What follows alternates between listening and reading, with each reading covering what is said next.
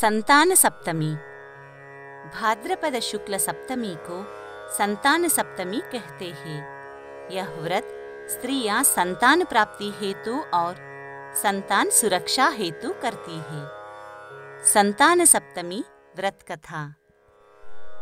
एक दिन महाराज युधिष्ठिर ने भगवान से कहा, हे प्रभु, कोई ऐसा उत्तम व्रत बताइए जिसके प्रभाव से मनुष्यों के सांसारिक क्लेश दूर होकर वे धनवान पुत्रवान हो। यह सुनकर भगवान बोले, हे राजन, तुमने बड़ा उत्तम प्रश्न किया है।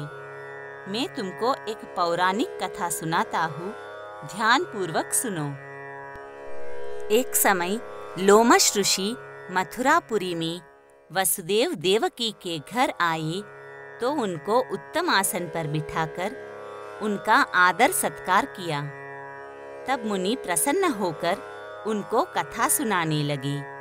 हे देवकी, दुष्ट दुराचारी पापी कंस ने तुम्हारे पुत्र मार डाले हैं, जिसके कारण तुम्हारा मन अत्यंत दुखी है।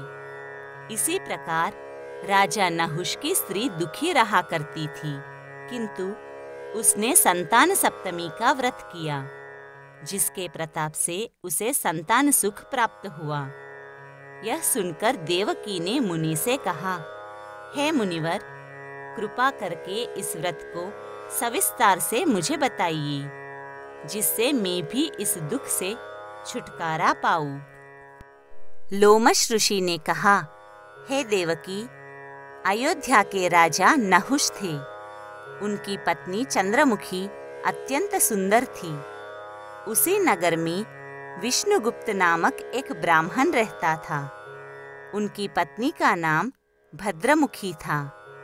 वह भी अत्यंत रूपवान स्त्री थी। रानी और ब्राह्मणी में अत्यंत प्रेम था। एक दिन वे सरयू नदी तट पर कुछ स्त्रियों को एक मंडप में श्री शिव पार्वती की मूर्ति स्थापित कर उनकी पूजा करते देखा। रानी और ब्राह्मणी ने यह देखकर उन स्त्रियों से पूछा, बहनों, तुम यह किस देवता का पूजन व्रत आदि कर रही हो? यह सुनकर स्त्रियों ने कहा कि हम संतान सप्तमी का व्रत कर रही है। यह सुनकर रानी और ब्राह्मणी ने भी व्रत करने का मन ही मन संकल्प किया और घर वापस लौट आई। ब्राह्मणी भद्रमुखी तो इस व्रत को नियम पूर्वक करती रही, किंतु रानी चंद्रमुखी राजमद के कारण कभी इस व्रत को करती तो कभी भूल जाती। कुछ समय बाद ये दोनों की मृत्यु हो गई। दूसरे जन्म में रानी ने बंदरिया और ब्राह्मणी ने मुर्गी की योनि पाई, परंतु ब्राह्मणी मुर्गी की योनि में भी कुछ नहीं भूली और भगवान शिव पार्वती का ध्यान करती रही। उधर बंदरिया की योनि में रानी सब कुछ भूल गई थी। कुछ समय बाद इन दोनों ने यह देह भी त्याग दिया। तीसरा जन्म मनुष्य योनि में हुआ। ब्राह्मणी ने तो एक ब्राह्मण के यहाँ कन्या रूप में जन्म लिया और रानी फिर से एक राजा की रानी बन गई। उस ब्राह्मण कन्या का नाम भूषण देवी रखा गया तथा विवाह योग्य होने पर उसका विवाह अग्निभोज नामक ब्राह्मण से कर दिया गया। भूषण देवी के अति सुशील स्वभाव वाले 8 पुत्र पैदा हुए। यह सब शिव जी के व्रत का फल था। दूसरी ओर शिव जी की पूजा से विमुख निस्संतान रानी दुखी रहने लगी। रानी और ब्राह्मणी में जो प्रेम पूर्व जन्म में था, वह अब भी बना रहा। रानी जब वृद्धावस्था को प्राप्त होने लगी, तब उसको गूंगा, बहरा और बुद्धिहीन अल्पायु वाला एक पुत्र हुआ। वह 9 वर्ष की आयु में ही संसार को छोड़कर चला गया। अब तो रानी पुत्र शोक में बहुत दुखी होकर व्याकुल रहने लगी। देवयोग से भूषण देवी ब्राह्मणी रानी के यहाँ सब पुत्रों को लेकर पहुंची। रानी ब्राह्मणी के इस वैभव एवं 8 पुत्रों को देख उससे मन में ईर्ष्या करने लगी। उस ब्राह्मणी ने रानी का दुख दूर करने के लिए अपने 8 पुत्र रानी के पास छोड़ दिए। रानी ने पापवश उन ब्राह्मण पुत्रों को लड्डू में जहर मिलाकर खिला दिया, परंतु भगवान शिव की कृपा से एक भी पुत्र नहीं मरा। जब भूषण देवी भगवान की पूजा सेवा से निवृत्त होकर वहां आई तो रानी ने उससे कहा, मैंने तेरे पुत्रों को मारने के लिए लड्डू में विष मिलाकर खिला दिया, परंतु इनमें से एक भी पुत्र नहीं मरा। तूने ऐसा कौन सा दान पुण्य व्रत किया है जिसके कारण तेरे पुत्र भी नहीं मरे और तू नित्य नए सुख भोग रही है? इसका भेद मुझे निष्कपट होकर कहो, मैं तेरी बड़ी ऋणी रहूंगी। रानी के ऐसे वचन सुनकर ब्राह्मणी ने रानी को तीनों जन्म का हाल कह सुनाया।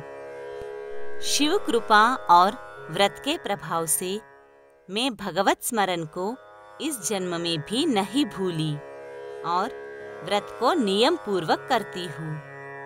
तुम अपने इस संकल्प को इस जन्म में भी भूल गई। मैं समझती हूँ कि तुम्हारे ऊपर यह जो भी भारी संकट है उसका एकमात्र यही कारण है।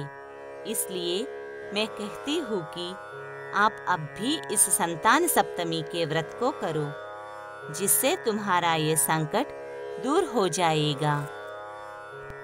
लोमश ऋषि बोले, हे देवकी, इतना सुनकर रानी ब्राह्मणी के चरणों में पड़कर क्षमा याचना करने लगी और शिव पार्वती की अपार महिमा के गीत गाने लगी।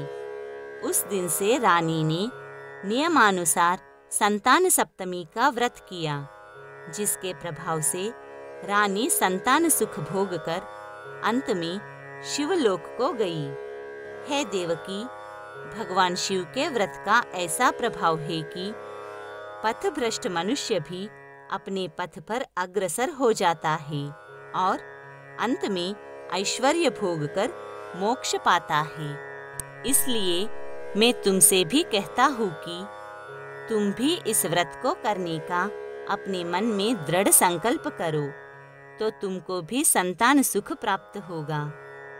ऋषि के कथनानुसार माता देवकी ने यह व्रत किया, जिसके फल स्वरूप कृष्ण का जन्म हुआ। यह व्रत विशेष रूप से स्त्रियों को कल्याणकारी है, परंतु पुरुषों को भी समान रूप से कल्याणदायक है। यह संतान सुख देने वाला और पापों का नाशक उत्तम व्रत है, जिसे स्वयं करे और दूसरों को भी करावे। जो नियम पूर्वक इस व्रत को करके भगवान शिव पार्वती को सच्चे मन से आराधना करता है, वह अंत में शिवलोक को पाता है।